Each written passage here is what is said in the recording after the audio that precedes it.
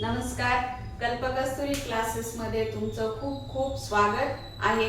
आजपासून आपण एक नवीन जर्नी स्टार्ट करणार आहोत. स्टँडर्ड 5 चं मी पूर्ण सिलेबस कव्हर करणार, मग 6 मग 7 असं आपण 1 बाय 1 करणार आहोत. तर आता 5वीच्या मुलांचं पहिलं चॅप्टर आहे तुमचं काय, रोमन न्यूमरल्स. आता रोमन न्यूमरलचं डायरेक्ट प्रॅक्टिस सेट सोडवण्याआधी ना त्याची काही बेसिक रूल्स आहे. तेवढे रूल्स जर तुम्ही लक्षात ठेवले तर तुम्हाला कोणताही रोमन नंबर्स आठवायला किंवा लिहायला प्रॉब्लेम येणार नाही.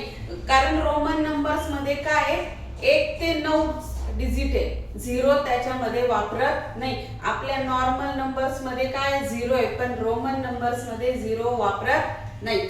तर चला सुरू करूया. बघा 1 असं लिहितात, हे तुम्हाला सगळ्यांनाच माहिती आहे. 2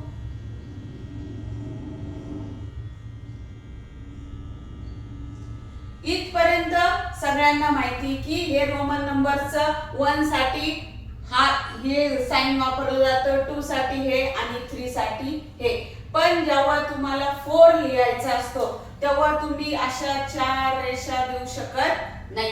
हे काय चुकीचं आहे. अशा 4 म्हणजे रेषा म्हणजे रोमन नंबर्स मधला 4 येत नाही. मग 4 लिहायचं तर काय करायचं बघा. 4 लिहिण्यासाठी त्यांनी काय केलंय की इकडे 1 2 3 तर असा 5 लिहायचा. हे कितीसाठी आहे, 5 साठी आहे. आणि इकडे एक आय दिला, याचा अर्थ काय, या 5 मधनं 1 मायनस करायचा. मग किती राहतात तुमचे 4 आणि 4 चं साइन असेल.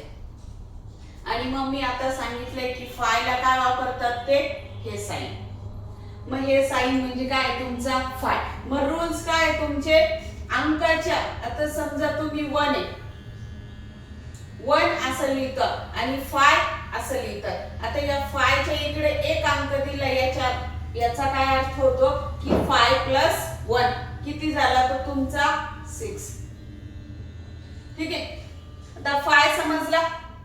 1 2 3 4 5 आणि जेव्हा त्याच्या लेफ्ट साइडला तुम्ही आय लिहितात तेव्हा काय करायचं, ह्या 5 मधनं 1 मायनस करायचा. मग तो किती येईल 4. ही थोडीशी ट्रिक आहे, हे लक्षात आलं की येऊन जातं. बघा हा 5 चं साइन तुम्हाला काय करायचंय, पाठच करायचं, येऊन जातं, लक्षात राहतं ते. आता 5 हा असा 5 लिहिला आणि जर 4 लिहायचा तर काय करायचा, हा आय म्हणजे किती आहे 1. या 5 मधनं 1 मायनस झाला तर किती राहतात तुमचे 4. मग हा तुमचा रोमन नंबर्स मधला 4 आहे.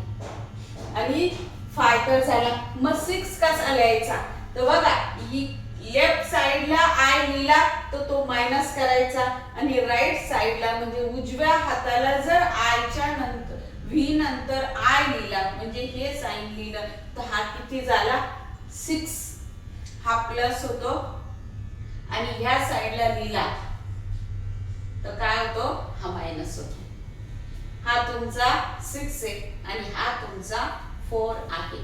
समजतंय, सोपं आहे की नाही. मग आता हा किती झाला तुमचा v प्लस आय म्हणजे किती झाला 6.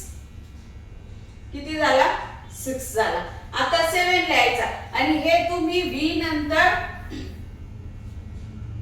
कोणत्याही नंतर आय एकदा नंतर दोनदा आणि तीनदा लिहू शकतात. म्हणजे आय किती वेळेस वापरू शकतात तुम्ही, हा पण एक रूल्स आहे की 3 मोर दॅन 3 टाइम्स लिहू शकतात, त्याच्यापेक्षा जास्त लिहिता येत नाही. तर तुम्ही 1 2 हा झाला तुमचा किती, मग v प्लस 1 6 हा झाला तुमचा 7 आणि हा झाला तुमचा 8. इथपर्यंत कळलं का. v plus 1 6, v plus 2 I म्हणजे किती 7 आणि v प्लस 3 8. सोपं आहे की नाही. आता इथपर्यंत सोपं आहे. हा 6 हा 7 आणि हा 8. आता परत प्रॉब्लेम, मी तुम्हाला आधीच सांगितलंय की 3 वेळेस तुम्ही आय वापरू शकता परंतु 4 वेळेस वापरू शकत नाही. मग नाही लिहायचा कसा? मग 9 लिहायला आणखी एक ट्रिक आहे. त्याच्यासाठी तुम्हाला काय लिहायला शिकावं लागतं? 10 लिहायला शिकावं लागतं. आणि 10 ला काय साइन आहे तुमचं? x म्हणजे तुमचा 10.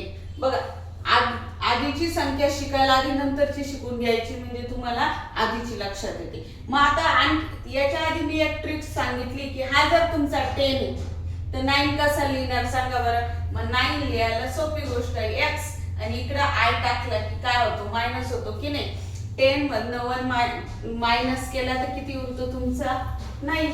आणि मग या प्रकारे आपण रोमन नंबर्स मध्ये काय लिहितो? 9 लिहितो.